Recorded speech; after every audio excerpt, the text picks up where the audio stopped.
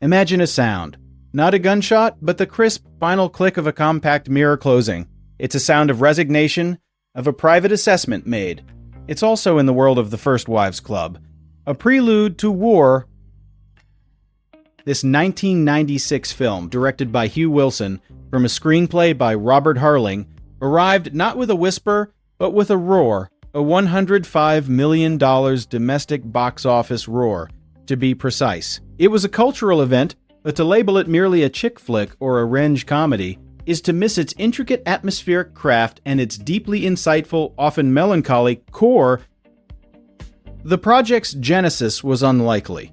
It was based on Olivia Goldsmith's 1992 novel, a darker, more caustic tale. The film's tone was a careful alchemy. Producer Scott Rudin assembled a dream trio. Diane Keaton, Goldie Hawn, and Bette Midler, each bringing a distinct energy. Keaton's neurotic grace, Hawn's brittle glamour, Midler's earthy ferocity. Their chemistry wasn't found. It was forged in a shared understanding of the material's stakes. Production trivia reveals a film conscious of its own aesthetic.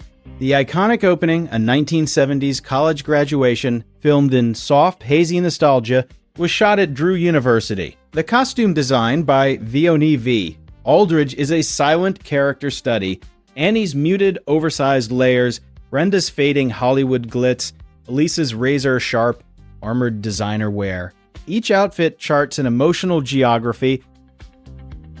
The narrative hook is a suicide. The death of their college friend Cynthia, discarded by her husband, acts as a detonator. It forces Annie, Brenda, and Elise, women who have politely accepted their own demotions from wives to ex-wives, to look not just at their shared past, but at the precipice of their futures. The reunion isn't joyful. It's a confrontation with collective failure. The film's primary theme is the systemic devaluation of women after a certain age, or after their perceived utility to a man expires.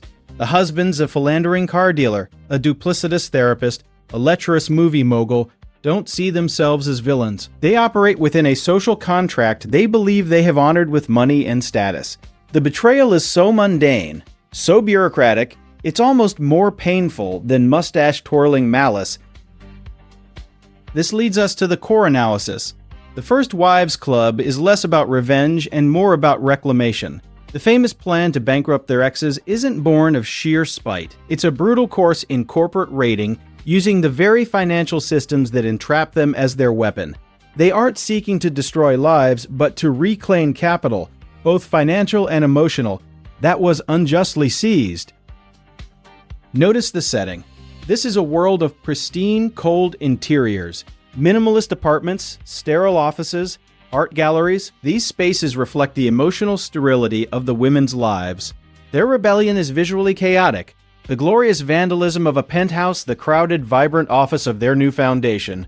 They inject color and life back into their world. The film's intimacy lies in its quiet moments. Annie's trembling hands as she faces her husband. Elise staring into a mirror, not at her reflection, but through it, seeing the ghost of her younger self.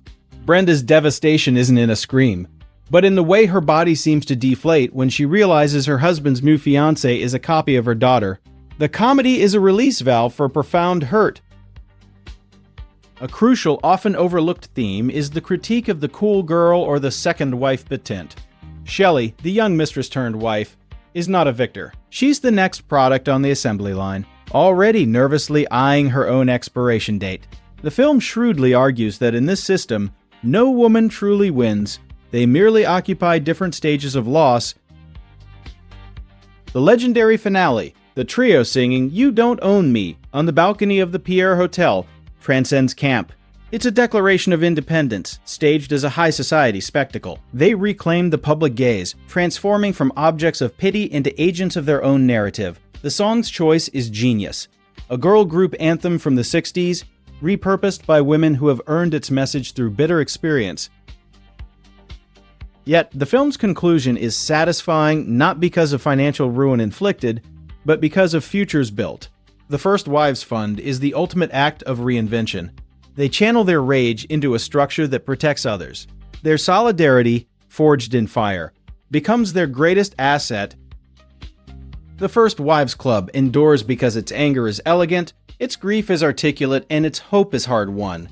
It understands that revenge is a temporary salve, but rebuilding a self and building a community is the real victory.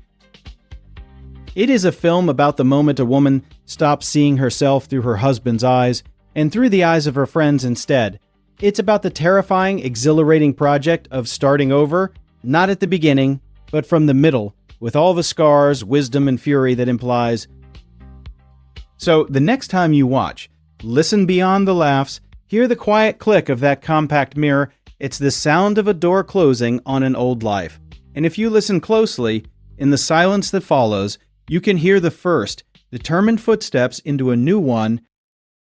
Thank you for watching until the end. We pour our passion into every single video essay, exploring the stories behind the movies we all love. If you stumbled upon this video by chance, there is a very high probability you might never see our channel again in your feed. So please take a moment to hit that subscribe button, leave a like, and ring the bell. We are actively growing this community of cinema lovers, and your support is what helps us make our content better and more insightful every single day. Let's explore the magic of filmmaking together. See you in the next one.